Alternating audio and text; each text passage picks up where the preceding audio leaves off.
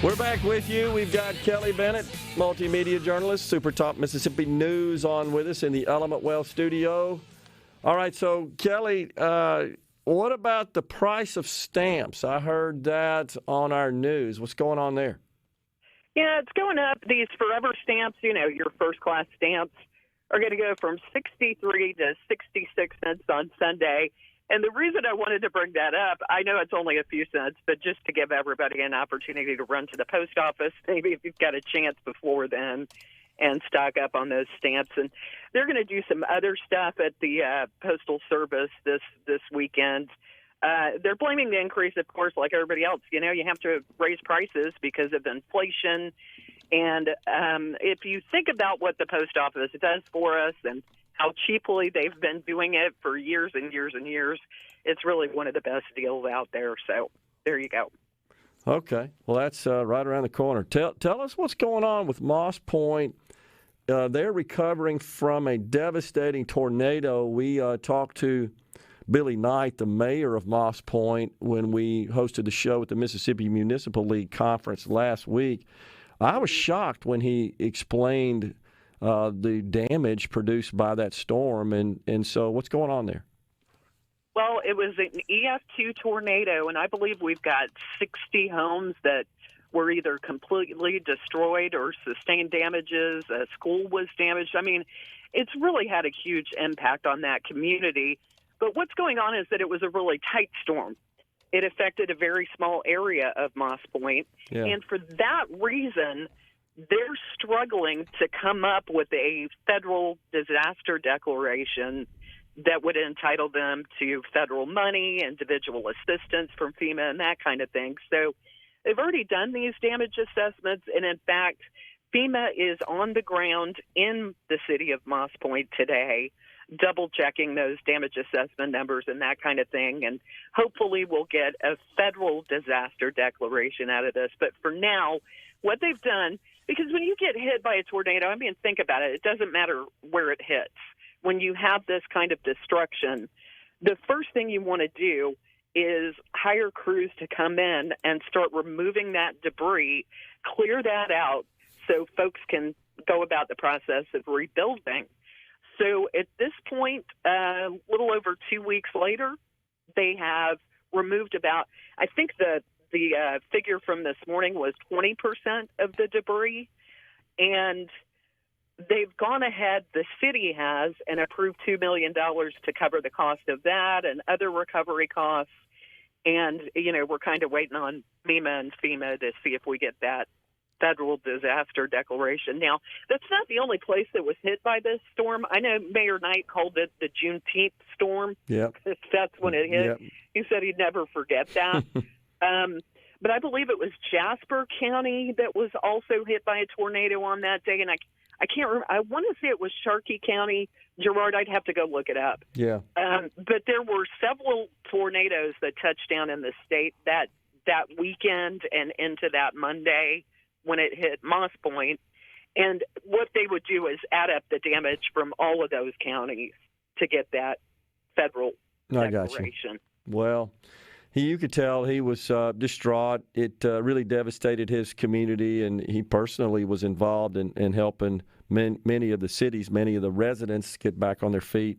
And something he pointed out, Kelly, that was a little surprising to me was just how big an effort is debris removal and just how expensive that is. I guess I just don't think about removal of that being such a big deal. I tend to think about, and I think most people do, reconstruction, and building back structures that are destroyed as part of these storms. But you don't think about what a big job it is to get all that stuff out of there. It's expensive as well. Oh, yeah. And, I'm a Katrina survivor, Gerard. Let me tell you, the debris removal after that hurricane was, it was a monstrous effort to make that happen. And in fact, while you're mentioning it, because I know Mayor Knight, he cares so much about his community, the number of volunteers that have gone in to help these residents out. And I do want to point out, the city of Moss Point, a lot of those people have been living there since the 40s. There's a great deal of elderly that were affected by this, and they really need help. These are guys that can't get out there and work in the heat, and that kind of thing. So if you'd like to volunteer to help out in the city of Moss Point, they've created a number you can call, and that's 228-990-4222. We've got a weekend coming up. Maybe you're looking for something that would make you feel really good. Helping others always makes you feel good. So there's an idea for you. Maybe call that number and give a little bit of your time for these residents. Yeah, absolutely. All right. So you shared with me something about Michael Callahan, some statements he made. He's the CEO of the Electric Cooperatives of Mississippi, discussing the future of power and the power grid. Yeah, he blew my mind. So he actually was discussing the storms that all these power companies have been dealing with. We've had storm after storm from June 10th through the 21st. Yeah. And it looks like things have gotten back to normal, but it's unprecedented what these power companies in Mississippi have been through. And while we were doing this, these storms in mid-June, other states were dealing with the same storm. So where they usually come in and help each other out, and you see those power trucks roll in from other states, or we roll ours out when other states need us.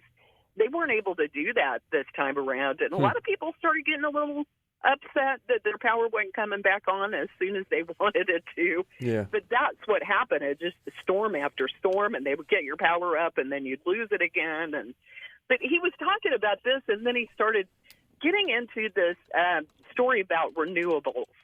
And I thought this was really interesting. He said where the technology is going, as they bring more renewables onto the grid, we're talking about wind, we're talking about solar, they are going to have the technology to actually change the thermostat in your house. Yeah, the power company. Texas Utilities has that now. Yeah, they'll be able to look into your house on their whatever this technology is. Well, you're more familiar with the technology aspect than I am, Gerard, so I'll give you credit there. But he said, they'll be able to tell if your EV is plugged in. They'll be able to turn off your pool pump to save energy if they need it, so that the entire grid doesn't go down. Thinking about that kind of thing, it just sounds so futuristic to me. But then I was also seeing stories this week where they're like, hey, flying cars are real. They're out there. Check them out. We've got the technology. And I'm like, whoa, George Jetson, it's here. It's pretty cool. His boy Elroy, Jane, his wife. Oh, gosh. Yeah, it's interesting. And this is really a function of policy, which is forcing this move to renewables, and honestly, it's not sufficient for demand. And I don't want to get off on a rant here because I could do it in a hurry, but this is another example of how the left's solution to everything is you just got to do with less. They never think about, well, gee, maybe there's a way we could produce more so we didn't have to be inconvenienced and just upend our lifestyles. Nope, you just got to do with less. Okay, I'm not going to get on my rant either because I easily could. But renewables and the future, that just kind of blew my mind. One more thing. Yeah. I don't know how much time we got, but I want to throw this in. The Powerball jackpot is almost at a near record. I went out and got my tickets yesterday, and I don't buy tickets unless the jackpots get really big. But up to $590 million when I checked it this morning, and when people start hearing that, there'll be a run on tickets, and it'll go even higher. That's right. So it's possible the grand prize will become the 10th largest in history. I'm hoping it's me. Look, if I win, Gerard, I'll still come into work Monday. So, Well, and the Mega Millions is up there pretty high as well, right? I think there's a drawing tonight.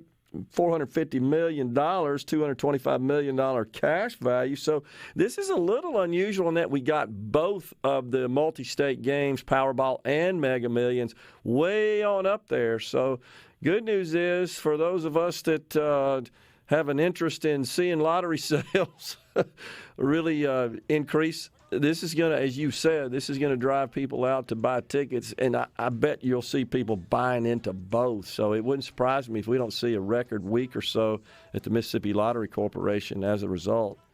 And that'd be good to kick the new fiscal year off. We just completed our third full fiscal year of operating the Mississippi Lottery Corporation. But we're out of time. Great work there, Kelly. Appreciate all the insight and all the stories there, and I'm sure we'll be talking to you again soon. Thanks, guys. Have a great weekend. We're coming right back in the Element Wealth Studio.